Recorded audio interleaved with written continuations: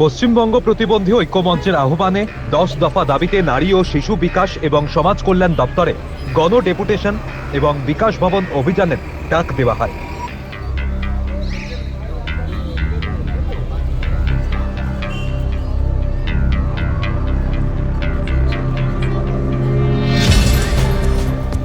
করুণাময়ী থেকে মিছিল করে বিকাশ ভবনের কাছে আসতেই পুলিশ তাদেরকে আটকে দেয়। সেখানেই তারা বিক্ষোভ দেখাতে থাকেন।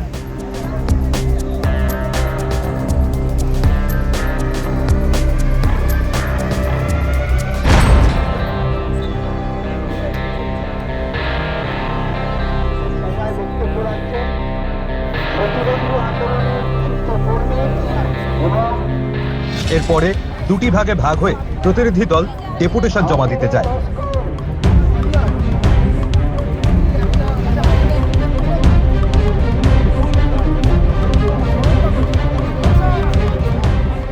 আন্দোলনকারীদের মূলত দাবি, মাসিক 5,000 টাকা বর্ধিত হারে মানবিক ভাতা প্রদান করতে হবে, নকল প্রতিবন্ধী শংসাপত্র প্রদানে দুর্নীতি বন্ধ করতে হবে।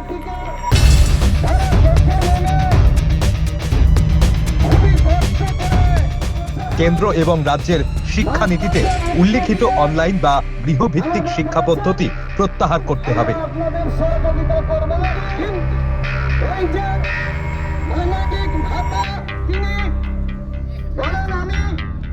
স্কুল শিক্ষা দপ্তরের অধীনে স্পেশাল স্কুলের মাধ্যমে প্রতিবন্ধীদের শিক্ষাদানের ব্যবস্থা করতে হবে। এই দাবি সহ মোট 10 দফা দাবি নিয়েই তাদের আজকের এই বিক্ষোভ কর্মসূচি।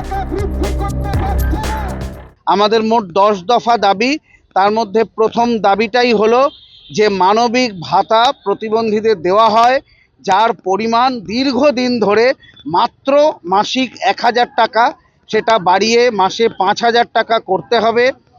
এই দাবি এবং তার সঙ্গে হচ্ছে নকল প্রতিবন্ধী শংসাপত্র দেওয়া হচ্ছে কিছু সুযোগ সন্ধানী মানুষকে, তার ফলে প্রতিবন্ধীদের ক্ষতি হচ্ছে, এটা অবিলম্বে বন্ধ করতে হবে।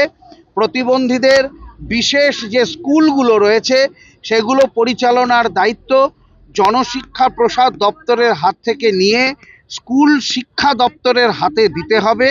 মূলত এই দাবিগুলোকে সামনে রেখে এবং আরও অনেকগুলো দাবিকে সামনে রেখেই আজকে আমাদের এখানে এই সমাবেশ মিছিল।